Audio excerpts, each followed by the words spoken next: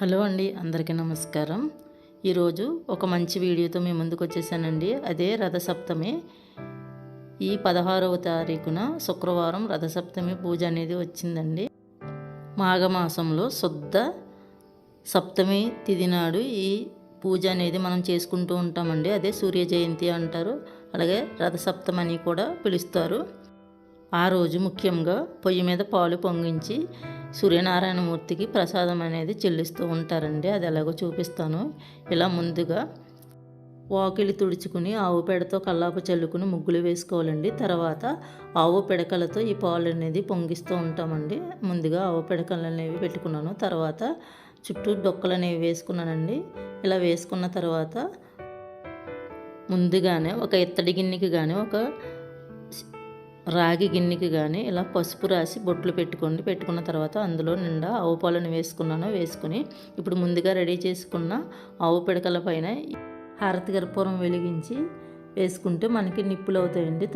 తర్వాత పాలు వేసుకున్న గిన్నెని దానిపైన పెట్టేసుకోండి.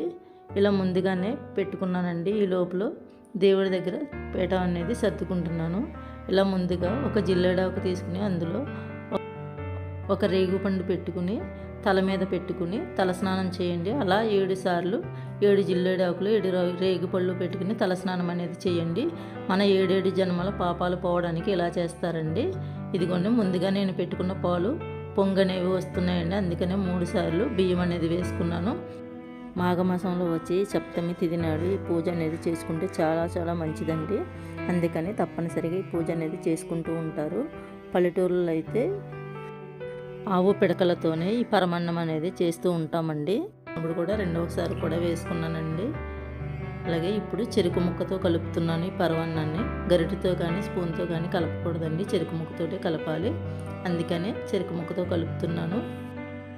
పూజ చేసుకునే ముందు ఇలా రెడీ చేసుకున్నామంటే మనం పూజకి అన్నీ సర్దుకుని పూజ అయ్యేలోపు పరమాన్నం అనేది రెడీ అవుతుందండి, ప్రసాదంగా పెట్టడానికి దేవుడికి. అందుకనే ముందుగానే నేను ఇలా పాలు అనేవి పొంగించుకుంటున్నాను.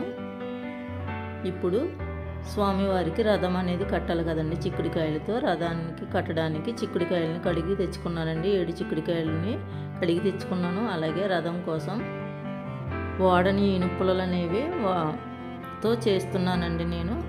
మీకు ఈనుపులలు దొరకని వారు మనకి అగరవత్తులు ఉంటాయి కదండి, అగరవత్తులతో కూడా చేసుకోవచ్చండి. ముందుగానే చిక్కుడుకాయలని కడిగి పసుపు రాసి బొట్లు పెట్టుకున్నానండి. ఇప్పుడు రథం అనేది చేస్తున్నానండి. మనం రథం కట్టేటప్పుడు చిక్కుడుకాయ గింజలో కనుక మనం ఈ పుల్లను గుచ్చామంటే మనకి ఊడిపోకుండా ఉంటాయండి. చూసుకుని జాగ్రత్తగా కట్టుకోవాలి రథం అనేది. ఒక్కొక్క చోట ఒక్కోలా కడతారండి ఈ రథాన్ని. మా సైడ్ అయితే ఇలాగే కడతారు, అందుకనే నేను కూడా ఇలానే కడుతున్నాను. ఈ రథసప్తమి పూజకు చిక్కుడు కాయలతో కట్టిన రథము కావాలండి. అలాగే చిక్కుడు పువ్వులు కావాలి దేవుడికి పెట్టడానికి. అలాగే చిక్కుడు ఆకుల్లో ప్రసాదం అనేది పెట్టాలండి. అలాగే సూర్యనారాయణమూర్తికి పూజ చేసుకోవడం కోసం ఎర్రటి పుష్పాలు కావాలండి. అవి మందార పువ్వులు కానీ లేదంటే ఎర్ర గులాబీ పువ్వులు కానీ ఏదైనా వాడచ్చు. అలాగే ఇంకా కొబ్బరికాయ, అరటిపళ్ళు, చలివిడి, పానకం, వడపప్పు కూడా పెడతామండి. మేమైతే కొంతమంది అయితే పెట్టరు. పూజ అనేది కూడా ఒక్కొక్క చోట ఒక్కోలా చేస్తారండి. మా పూజ అయితే మాత్రం మేమైతే చలివిడి, వడపప్పు కూడా పెట్టి ప్రసాదం పూజ అనేది చేసుకుంటామండి. రథసప్తమి పూజ అనేది ఈ పూజకు ముఖ్యమైనది ఏమిటి అంటే ఆవు పాలుతో చేసిన పరమాన్నం అండి. అదే దాన్ని పొయ్యి మీద చేసింది ఆ స్వామివారికి సమర్పిస్తామండి. ఇప్పుడు స్టవ్ మీదే ఈ పాలు అనేవి పొంగిస్తూ ఉంటారు. అలా అయినా ఎవరికి వీలున్నట్టుగా వారు చేసుకోవచ్చండి. భక్తి అనేది ప్రధానం మనకి. ముందుగానే ఒక పీటని కడిగి పసుపు రాసి బొట్లు పెట్టుకుని ఇలా ముగ్గులు వేసుకున్నానండి. తర్వాత ఆ పీట పైన ఒక తమలపాకును ఉంచి దానిపైన పసుపు కుంకుమ అక్షంతలు వేసుకుని దీపారాధన చేసుకోవడానికి రెడీ చేసుకుంటున్నానండి. అలాగే ముందుగా పాలు పొంగిస్తున్నాను కదండి, అవి ఉడికిపోయింది.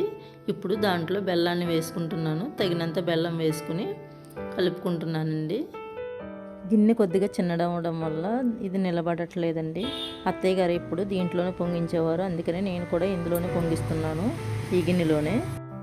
ఇప్పుడు మొత్తం కలిసేలాగా బాగా కలుపుకుంటున్నానండి. బెల్లం పరమాన్నం బాగా కలిసేలాగా కలుపుకుంటున్నాను. ఇప్పుడు దీపారాధన చేసుకోవడం కోసం పొందులకు గంధం బొట్లు పెట్టుకుని అలాగే కుంకుమ బొట్లు అనేవి పెట్టుకుంటున్నానండి. తర్వాత ఒక్కొక్క ఏకాత్రులో ఆవు నెయ్యి వేసుకుంటున్నానండి. ఆవు నెయ్యి వేసుకుని 3 ఒత్తులు వేసుకుని దీపారాధన అనేది చేసుకుంటున్నానండి. 1 ఒత్తి కానీ 2 ఒత్తులు కానీ వేసుకోకూడదండి. 3 ఒత్తులు వేసుకుని దీపారాధన అనేది చేసుకోవాలి. ఒత్తులు కూడా దేవుడి వైపు ఉండేలా చూసుకోవాలండి. ఇది మనం ఈ పూజ అనేది తూర్పు వైపునే చేసుకోవాలండి. నేను పూజ చేసే సమయానికి సూర్యనారాయణమూర్తి ఉదయిస్తూ ఉన్నారండి. ఆ స్వామివారి కిరణాలు ఇక్కడ పడుతూ ఉన్నాయండి నేను పూజ చేసుకునే సమయానికి.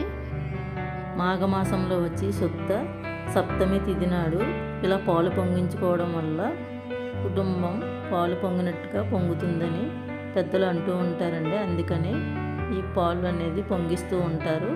ఇదిగోండి మా ఇంట్లో సూర్యనారాయణమూర్తి ఫోటో ఉందండి, అందుకని నేను సూర్యనారాయణమూర్తి ఫోటోకి గంధం బొట్లు కుంకుమ బొట్లు పెట్టుకున్నానండి. అలాగే మనం ఏ పూజ చేసినా కూడా విఘ్నేశ్వరుడి పూజ అనేది చేస్తాం కాబట్టి ముందుగా విఘ్నేశ్వరుని చేసుకుని ఆ పీట పైన పెట్టుకుని పూజ అనేది చేసుకుంటున్నానండి. అలాగే రాముల వారి ఫోటో అనేది కూడా పెట్టుకున్నానండి. సూర్యనారాయణమూర్తికి తాంబూలం అనేది కూడా పెట్టుకున్నానండి. అలాగే చెరుకు ముక్కల ప్రసాదాన్ని కూడా పెట్టుకున్నాను. 7 చెరుకు ముక్కలు ప్రసాదం అనేది పెట్టానండి చిక్కుడు ఆకుల్లో. అలాగే చిక్కుడు ఆకుల్లో రేగు పళ్ళు అనేవి పెడుతున్నానండి. చిక్కుడు పువ్వులతో పూజ అనేది చేస్తామండి. ముందుగానే చిక్కుడు పువ్వులతో పూజ అనేది చేసుకున్నాను. ఇంకా మిగిలి ఉన్న చిక్కుడు పువ్వులను కూడా స్వామివారి దగ్గర వేసేసుకుంటున్నానండి. అలాగే పూజ కోసం నేను చిక్కుడు ఆకులు అనేవి ఫ్రెష్గా కోసుకు తెచ్చుకున్నానండి పాదు నుంచి. ఆ చిక్కుడు ఆకులు శుభ్రంగా కడిగి దాంట్లోనే స్వామివారికి ప్రసాదం అనేది పెట్టాలండి. అలాగే పరమాన్నం రెడీ అయ్యిందండి.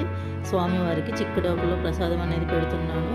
చిన్నగా ఉన్నాయండి ఆకులు, అందుకనే అరిటాకు వేసుకుని అరిటాకుపై చిక్కుడు ఆకులను పెట్టుకుని 7 చోట్ల ఈ ప్రసాదం అనేది పెట్టానండి. అలాగే చలివిడి వడపప్పు పానకాన్ని కూడా నైవేద్యంగా పెట్టుకున్నాను. అలాగే స్వామివారికి కొబ్బరికాయ కొట్టి హారతి ఇచ్చి అందరూ ఆరోగ్యంగా ఆనందంగా ఉండాలని స్వామివారిని మనస్ఫూర్తిగా కోరుకున్నానండి. సూర్యనారాయణమూర్తి అందరికీ ఆరోగ్యాన్ని ప్రసాదిస్తూ ఉంటారండి. సూర్య భగవానుడు మనందరికీ ఆరోగ్యాలని అష్టైశ్వర్యాలని ప్రసాదించాలని మనస్ఫూర్తిగా కోరుకుంటూ వీడియో కనుక నచ్చితే లైక్ చేయండి, షేర్ చేయండి.